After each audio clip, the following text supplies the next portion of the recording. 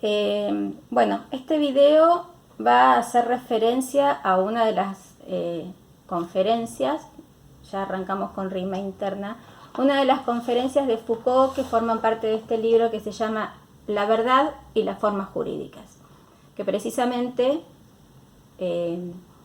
van a reflexionar todos ellos en torno de, bueno, los modos de conexión entre la verdad y cómo jurídicamente a lo largo de la cultura se ha intentado demostrar o llegar a esa verdad. Y para eso hay una conferencia, que es la conferencia número 2, que se llama Edipo y la verdad. Foucault escribe, o prepara estas conferencias luego de que Deleuze, Derrida,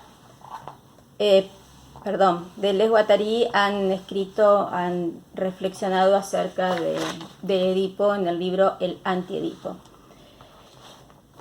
Entonces, va a comenzar esta conferencia diciendo o haciendo una referencia a Freud y el modo en que nuestra cultura a lo largo de todo el siglo XX ha entendido al mito de Edipo como una de las maneras de comprender o explicar el deseo y el inconsciente dentro del triángulo familiar o la triangularidad familiar. Es decir, dice que la historia de Edipo se considera o se consideraba, porque justamente lo que van a hacer Deleuze, Guattari es alejarse de esta consideración como la narración de la fábula más antigua de nuestro deseo y de nuestro inconsciente. En el Anti-Edipo, Deleuze, Guattari lo que van a plantear fundamentalmente, no es un libro extensísimo, es que entender al complejo de Edipo o la encrucijada de Edipo como no solamente una manifestación de los deseos inconscientes, sino una encrucijada familiar, es una manera de también limitar y coaccionar que tienen los psicoanalistas para explicar, controlar, otra forma de controlar, interpretar nuestro deseo. Justamente en el Anti-Edipo lo que se va a proponer es, que no somos sujetos de ese Edipo y que no somos sujetos de ese inconsciente, y que la familia también es una estructura molar, para tomar también un término de Deleuze, Guattari, que nos sometería o nos somete a ser obedientes, a no ofrecer resistencias. Edipo es un instrumento de poder médico y psicoanalítico, dice Foucault, que se ejercía sobre el deseo y el inconsciente. Y va a explicar, ni Deleuze, ni Guattari, ni Lyotard, ni yo, es decir, ni Foucault, hacemos estructuras, como si se considera estructuralista o consideran estructuralista a Freud, ¿no? Habla a partir de la estructura del aparato psíquico, sino que se van a inscribir, así se denomina, así se autodefine Foucault mismo, como investigadores de dinastías.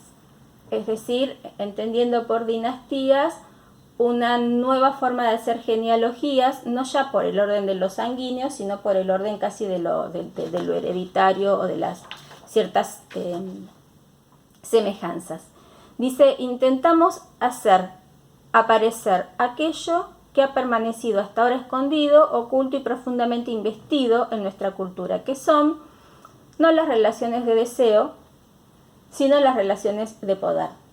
Por eso, en este análisis de Edipo Rey, lo que voy a exponer a continuación, lo que va a evaluar, lo que va a analizar Foucault, es la manera en que, tratándose Edipo de la historia de una investigación, esa investigación no tiene que ver con el deseo, no tiene que ver con el deseo incestuoso, no tiene que ver con el inconsciente, sino que tiene que ver con un deseo de poder. Y ese deseo de poder y ese ejercicio del poder está íntimamente relacionado con el saber. Tengamos en cuenta que Edipo, para poder entrar a Tebas y convertirse en el tirano o en el rey de Tebas, previamente debe pasar por una prueba, y esa prueba es una prueba de sometimiento al saber. Digo sometimiento en tanto y en cuanto lo que él debe es descifrar el enigma de la esfinge, el famoso enigma de la esfinge. Entonces dice, intentamos hacer aparecer aquello que ha permanecido en el orden de lo escondido, oculto y profundamente investido en nuestra cultura, que son las relaciones de poder y no las relaciones de deseo. Dice Foucault en esta conferencia, me propongo demostrar cómo la tragedia de Edipo puede leerse en Sófocles como representativa y en cierta manera instauradora de un determinado tipo de relación entre saber y poder. Es decir, esa va a ser, más que la hipótesis, su objetivo o el objetivo de esta conferencia, mostrar de qué manera en la tragedia de Sófocles en Edipo podemos ver una forma de ejercicio de la relación entre poder y saber que también se corresponde con la época, por supuesto, de Grecia antigua. Dice que la tragedia de Edipo es el primer testimonio que tenemos de las prácticas judiciales griegas. Y que esta historia de Edipo es la historia de una investigación. ¿Por qué dice que es una historia de la investigación de la verdad? Vayamos al comienzo de la tragedia. La tragedia comienza con que los suplicantes van a pedir a través del sacerdote a Edipo, los suplicantes es el pueblo, ¿no? Que por favor termine con la peste que manda el dios Apolo. ¿Por qué Apolo está castigando a la ciudad de Tebas? ¿Por qué la está azotando con una peste? Porque hay un asesinato sin resolver. No se sabe, no se ha resuelto quién ha matado al rey Layo. Por lo tanto, sí que es una estructura policial, es la historia de una investigación. Sí, es una historia de una investigación llevada a cabo, llevada adelante por el mismo Edipo. ¿Por qué? Porque los suplicantes van y le solicitan: oh Edipo, tú el primero entre los hombres, todopoderoso, que supiste enfrentarte a la perra cantora, es decir, a la esfinge, y resolviste el enigma que ninguno ha podido resolver, y que por ese motivo te has convertido en el rey de todos nosotros, te suplicamos termines con esta peste y resuelvas el motivo por el cual el dios se ha enojado con nosotros. A partir de esta súplica a la que Edipo responde, no he estado dormido, no estaba distraído pensando en otra cosa, no se crean que ustedes como pueblo son los que van a venir a decirme a mí qué es lo que tengo que hacer, porque yo, que he resuelto el enigma de la esfinge, ya también he mandado a preguntar, he mandado un emisario a consultar con el dios, a preguntar en Delfos cuál es el motivo de esto, porque yo, que todo lo puedo, yo que todo lo sé, voy a acometer con esta investigación. Y continúa. Cuando el emisario que fue a Delfos le dice que la causa por la cual Tebas está sufriendo la peste es que no se ha resuelto quién asesinó a Layo, Edipo, interesantemente, más que interesantemente, dice, yo lo voy a investigar y lo voy a resolver como si de mi mismo padre se tratase o como si yo fuese el asesino. Es decir, no recuerdo cuál de las dos expresiones usa. No obstante, lo que eso demuestra más que el saber del inconsciente, según Foucault, es el saber del consciente. Es decir, esa comparación que no tiene nada de arbitrario, que no tiene nada de azarosa y que es mucho más que una metáfora, es prácticamente la declaración de dos cuestiones. Por un lado, que si hay algo que no tiene Edipo temor, es a enfrentarse con la verdad, es decir, a investigar. Y por otro lado, es que esa fuerza que tiene en la investigación, o para enfrentar la investigación, es la misma fuerza que tiene tanto en el ejercicio del poder como en la práctica del saber, o el ejercicio del saber y la práctica del poder. Ambos están relacionados porque poder y saber conforman una unidad en donde no se puede obtener y dar el uno sin el otro. Por eso tan importante es que para que Edipo pueda llegar a ser rey de Tebas, descifre el enigma de la Esfinge. El famoso enigma y aparentemente dificultoso enigma de la Esfinge, que por otro lado de lo que habla es del ciclo del hombre y de la mujer, es decir, del ciclo de la vida, ¿sí?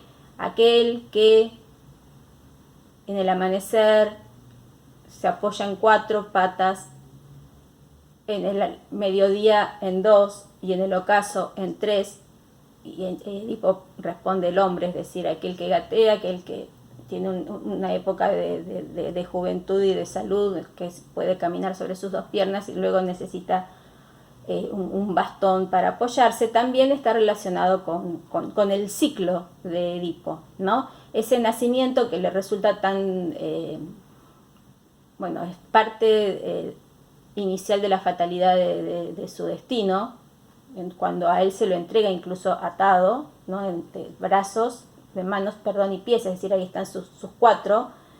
Luego, bueno, ese hombre que escapa de Corinto para irse a Tebas, perdón, y finalmente el ocaso, que tiene que ver también con la ceguera de Edipo. Bueno, ese enigma que refiere no solamente a Edipo, sino a toda la humanidad, y que refiere al ciclo de la vida y al que Edipo puede descifrar y que le abre las puertas a la ciudad de Tebas, al reinado de Tebas, y que le abre la puerta a la alcoba de su madre, al cuarto de su madre, y con quien va a tener descendencia. Entonces, la tragedia de Edipo es el primer testimonio que tenemos de las prácticas judiciales griegas, es la historia de la investigación de la verdad. Esa es la historia, ese es el tema para Foucault, cambiando el foco en relación con cuál era el tema o cuál era, digamos, el eje fundamental en la tragedia de Edipo. Para Freud, bueno, para Foucault ya no tiene que ver con el deseo inconsciente de acostarse con la madre, sino que tiene que ver con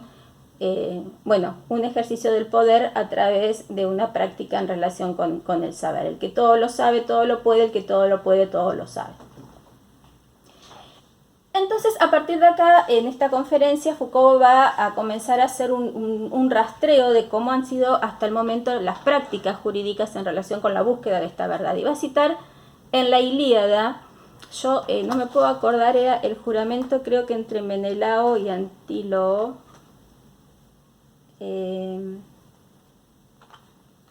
Acá.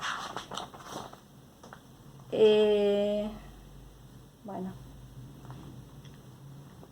Después lo busco en todo caso. Perdón, me olvidé quiénes eran los personajes. No interesa, digamos, no es fundamental, pero estaría bueno recordarlo, sí. En la Ilíada, el juramento es prueba de testimonio de la verdad. Como cuando éramos chicos y decíamos lo jurás y lo juro, y eso nos alcanzaba, en alguna época era así, nos alcanzaba para, bueno, en esa fuerza o en esa creencia de que la palabra es capaz de castigarnos, es decir, te lo juro por mi mamá y que mi mamá se muera, ese temor inconsciente que evidentemente viene de las tradiciones antiguas. Repito, en la Ilíada la prueba es el juramento, es decir, jurar como prueba de testimonio de la verdad. Poco todavía eso sigue existiendo, más allá de los juegos infantiles, cuando se testifica frente al juez, es decir, se está obligado a decir la verdad. Y, interesante también esto, no se pasa por el testigo, es decir, si uno de los protagonistas del juramento, que apoyaban la mano sobre el caballo, ¿no? como símbolo de cierta manera, de la virilidad, más allá de que la palabra testigo tiene que ver con testículos, es decir, apoyar las manos sobre los testículos también como símbolo de la virilidad, es decir, lo más potente que puede considerar que tiene un hombre es su propia virilidad. Entonces, el juramento, el testigo, están en relación con la fuerza de verdad que hay en el honor de la palabra, y ese honor tiene que ver con la fuerza de lo viril. Entonces, retomo, en la Ilíada el juramento es como prueba de testimonio de la verdad, y no se pasa por el testigo, que es una especie de juego de la prueba. Al comienzo de la tragedia, cuando Edipo manda a buscar la verdad a Delfos, y los dioses, porque son caprichosos y porque pueden darse ese gusto, van a hablar, van a emitir sus enunciados en una forma precisamente profética. ¿Qué quiere decir? La verdad no va a estar dicha de manera completa, sino también en forma de acertijo o adoptando la forma de sortilegio, si se quiere, ¿no? Es decir, lo que va a decir Apolo es: no se ha descubierto y no se ha castigado al asesino de Layo. La voz del oráculo no dice el asesino de Layo es Edipo. Entonces, a partir de ahí, toda la historia de la tragedia o todo el desarrollo de la tragedia, que es la búsqueda de la verdad, está en relación con llegar a saber que es Edipo el asesino de Layo. Entonces, como si de mí mismo se tratase, creo que así dice la tragedia, lo investigaré como si de mí mismo se tratase, de mi padre, de mí, es decir, que de hecho es lo que va a hacer Edipo. En su ejercicio del poder, es tan absoluto que aun cuando caiga él en esa jugada, está decidido a emprenderla. Entonces, en ese momento comienza la cólera de Edipo cuando Tiresias le dice: el asesino de Layo eres tú. Ahí podríamos decir que la búsqueda de la verdad se cerró, es decir, hay una peste sobre Tebas, entonces se manda a consultar el oráculo, Apolo manda a decir que está sin resolver la muerte de Layo, y el divino adivino, Tiresias, le dice: bueno, el que mató a Layo sos vos. Entonces, si se aceptara como verdadera la voz del adivino Tiresias, listo, que terminaría la tragedia. Pero la tragedia no termina ahí, sino que en ese mismo preciso momento lo que comienza es la reacción de Edipo cuando dice, lo insulta, lo trata mal, lo insulta de viejo, de andar repitiendo palabras que puso Creonte en su boca para que Creonte, acordémonos que Creonte es el hermano de Yocasta, es decir, es el heredero al trono de Tebas. Entonces le dice: todo esto, viejo inmundo, viejo mentiroso, viejo de acá, viejo de allá, lo haces para responder a las órdenes de Creonte, que quiere quedarse con mi poder. ¿Sí? Ahí inmediatamente se siente amenazado Edipo respecto de su espacio de poder en el reinado de Tebas. Entonces Creonte le dice: bien, juremos, yo puedo jurar que no lo maté a Layo, ¿vos podés jurarlo? Volvemos a una práctica anterior, como habíamos mencionado, que se da en la Ilíada, pero es un resabio, es como una especie de apéndice que va quedando de una práctica que había antecedido o que antecede a la práctica que vamos a observar en la tragedia de Edipo. ¿Cuál es la práctica que vamos a observar en la tragedia de Edipo, que por supuesto Foucault detecta y a partir de ella realiza esta lectura, esta conferencia? Es lo que Foucault denomina la ley de las mitades. Ese es el mecanismo de la verdad.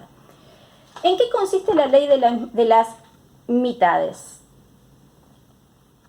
La ley de las mitades, acá tengo un dibujito, que no lo encuentro, es un dibujo malo, no importa, pero tiene que ver con, bueno, parece una S de esas feas, pero la idea era otra, era imaginarnos una medalla y esa medalla partida al medio, formando una figura, y dividida, separada. Cada uno es un poco el símbolo también de los amantes, ¿no? De la media naranja o de aquellos que tienen la parte de un mapa, otra parte de un mapa y pueden entre todos armar el camino hacia el tesoro. Es decir, el símbolo griego está relacionado con la ley de las mitades. Es decir, tratando de retomar lo que dije, porque no sé si fui lo suficientemente clara.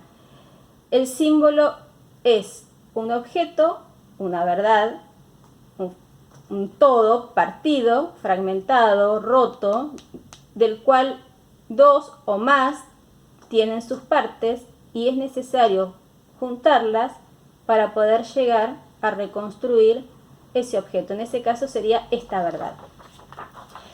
Esta ley de las mitades es la ley que va a regir la búsqueda de la verdad en la tragedia de Edipo. Acá tenía otros apuntes para ir siguiendo el orden de lo que va planteando Foucault. Dice que Delfos tiene como dios profético a Apolo, que representa el sol. Lo que dice Apolo es, bueno, hay una maldición que tiene como causa la muerte de Layo. La otra parte relacionada con las altas esferas, que si bien no es un dios, es un semidios, porque es el divino adivino, Tiresias, representa la noche. Es decir, acá ya vemos los juegos de mitades o de complementariedades o, bueno, justamente de conjunción que forma el símbolo. Delfos, Apolo, el sol. No dice la verdad en forma completa, la dice en forma fragmentada. Continúa Tiresias diciéndole sí, es así, no se ha resuelto la muerte de Layo, lo mataste vos, Edipo. Tiresias representa la noche porque vive a oscuras, es ciego. Pero, ¿qué es lo que sucede? Edipo se rehúsa a aceptar esa verdad. Lo que señala también Foucault es algo respecto a las formas verbales, tanto de la profecía de los dioses como la de los humanos. Y lo que dice es que todo lo que está enunciado, ya sea por Apolo o por Tiresias, tiene forma de futuro. Mientras que los testigos necesariamente van a tener que hablar en presente, pero relacionándose al pasado. Y a partir de acá entran los testigos. Si recordamos la tragedia, hay todo un momento en donde entra a jugar un rol fundamental la profecía. Es decir, recordemos que la profecía de Edipo era matar a su padre y casarse con su madre. Motivo por el cual Yocasta lo entrega y motivo por el cual también Edipo escapa de Corinto, porque Edipo no sabía toda la verdad hasta ese momento. Es decir, el hombre que luego será el tirano, haciendo un uso extremo de su poder y su saber, escapa precisamente de Corinto, es decir, de sus padres Pólibo y Mérope, pensando precisamente que se iba a acostar con Mérope y que iba a matar a Pólibo, cuando escucha en boca de otros que el destino de Edipo es ese, que su propio destino es ese. Entonces, escapando en la crucijada de los tres caminos, bueno, de una manera que la tragedia no resuelve, que el mito no resuelve y que hay que entenderlo como metáfora bastante inagotable de por qué en ese momento, en esa encrucijada de los tres caminos, Edipo se encuentra con Layo y su corte y lo mata a Layo, razón que le da motivo para poder entrar a Tebas y ejercer el reemplazo de Layo, ¿no? Es decir, matar al padre para ocupar su lugar en el poder del gobierno, pero también en el poder sexual, acostándose con la madre. Bueno, en el momento en que aparece en esa investigación el presagio que anunciaba la profecía, Yocasta dice, muy suelta de cuerpo: ay, Edipo, no le vas a dar bola a esas profecías. A mí el oráculo también me dijo que me iba a tener un hijo que iba a matar a su padre, y a no ser que a Layo lo hayas matado vos y seas su hijo, una cosa así como diciéndole que sería demasiada coincidencia. Y ahí, cuando Yocasta larga otra parte de la verdad, es decir, va comenzándose el símbolo a armar, porque estamos hablando siempre del símbolo como un rompecabezas, Edipo percibe que probablemente él haya matado a Layo, pero jamás va a percibir de entrada que Layo, por otra parte, era su padre. Lo que percibe es que en esa encrucijada de tres caminos, en donde algunos testigos dicen que había sido matado, muerto, Layo en manos de un hombre, mientras otros decían que habían sido varios, esas especies de incertidumbres o de datos no certeros impactan en Edipo de forma tal que él llega a pensar que probablemente sí sea el asesino de Layo. De ahí a pensar que Layo a su vez sea su padre y que Yocasta sea su madre, estamos a unas páginas o a unas horas o unos minutos en el desarrollo de la tragedia. Entonces, luego de que participan en la búsqueda de esa verdad Apolo y Tiresias, que pertenecen a la esfera alta, Dios y semidios, van a participar los reyes, Yocasta y Edipo. ¿Por qué? Porque cada uno de ellos trae una parte de la verdad. Yocasta habla de la profecía y, por supuesto, Edipo dice, bueno, yo maté a un hombre en esa encrucijada de los tres caminos, ¿no? Hace falta todavía, y creo que con esto no solamente se completa el círculo, se completa el símbolo, sino la relación entre la verdad y las formas jurídicas, hacen falta el testimonio viviente, concreto, a partir de la experiencia, es decir, los que vieron con sus ojos, porque Foucault va a hacer una clara distinción entre la mirada de los dioses y la mirada de los hombres que pertenecen a la escala más baja en el nivel social, que miran con sus ojos y hablan con sus palabras. Obviamente, con esto estoy queriendo decir que cuando dicen las cosas las dicen en forma directa, completa y clara, no en ese modo casi también de acertijo, de incompletud que tiene la palabra de los dioses. Entonces, los dos últimos testigos, que son los esclavos, aquel que viene a traer el anuncio de la muerte de Pólibo, dice, vengo a traerte una mala noticia y una buena noticia. La mala noticia es que murió tu padre, Pólibo, y la buena es que ahora sos rey de Corinto también. Entonces, siente un alivio. Edipo dice, bueno, entonces la profecía es mentira porque yo no maté a Pólibo. ¿Por qué dice el mensajero, el esclavo? Dice, bueno, porque la profecía decía que yo iba a matar a mi padre y bueno, etcétera. Entonces, muy suelto de cuerpo, nuevamente, sin ningún tipo de reparo, lo que va a decir el mensajero es, bueno, si ese era el miedo que tenías, quédate tranquilo porque Pólibo no era tu padre. Dice, ¿cómo que no era mi padre? Dice, sí, tanto como yo. Una forma de decirle, él no era, yo tampoco. Entonces ahí la verdad, como que Pólibo no era mi padre, vuelve a sumarse otra mitad, otra parte. Cuando digo mitad no digo exactamente mitad, ¿no? Sino la suma de mitades, la suma de partes, la unión de los fragmentos en función de, bueno, la verdad se va completando. Pero todavía falta el último esclavo, que es al que mandan a buscar, al viejito, porque ya es el más anciano, el más viejito de todos, que se fue. Además se fue porque no quería ver nada de todo lo que estaba sucediendo en Tebas, porque ese sí que sabía todo. Porque fue el que entregó a un niño a ese otro mensajero, que es el que ahora está dando testimonio, siendo recién nacido, porque la profecía precisamente decía que se iba a acostar con su madre y iba a matar a su padre. Por lo tanto, ese pastor de ovejas, que es el hombre, digamos, entre Apolo y el pastor de ovejas, tenemos toda la escala social y toda ella participa en la búsqueda de esta verdad. Este pastor de ovejas, por lo tanto, termina de decir, sí, a mí me entregaron un niño que decían que era hijo de Yocasta y yo lo entregué a los reyes de Corinto. ¿Cuál es siempre el miedo en esta encrucijada en la búsqueda de la verdad? El miedo de Edipo no es haber matado a su padre y haberse acostado con su madre. El miedo es que siempre le quieren estar quitando el poder. Primero dice, si yo no era hijo de Pólibo, entonces no soy príncipe, no soy hijo de reyes. Y se enoja con Yocasta como diciéndole, es casi una pelea conyugal, no te casaste con un cualquiera. ¿Vos qué querés, haberte casado con un cualquiera? No, yo no soy un cualquiera, no te rías de mí. Yo pensé que era hijo de reyes y soy hijo de reyes. Una discusión casi por el linaje de cada uno de ellos, a ver quién aporta más sangre real a la familia.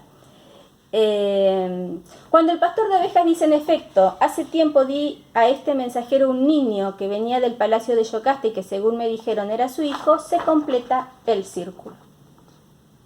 El círculo o el ciclo está cerrado. se ha cerrado por una serie de acoplamiento de mitades que se ajustan unas con otras.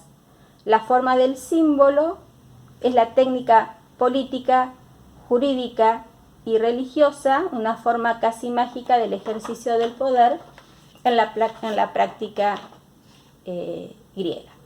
Retomando, Apolo y Tiresias, nivel de los dioses. Yocasta y Edipo, nivel de los reyes. Los dos pastores, nivel de la servidumbre. ¿Sí?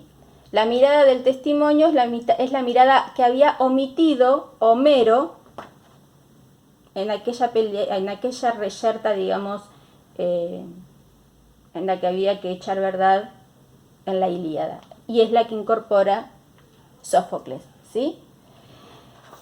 Ya no es más una profecía, sino que es un testimonio del brillo profético y divino a la mirada empírica de los pastores, dice Foucault. Dicen lo mismo, pero con otro lenguaje y con otra mirada, que es la de los ojos que vieron. Estos son los dos rasgos fundamentales de la tragedia de Edipo: la comunicación entre los pastores y los dioses, entre el recuerdo de los hombres y las profecías divinas.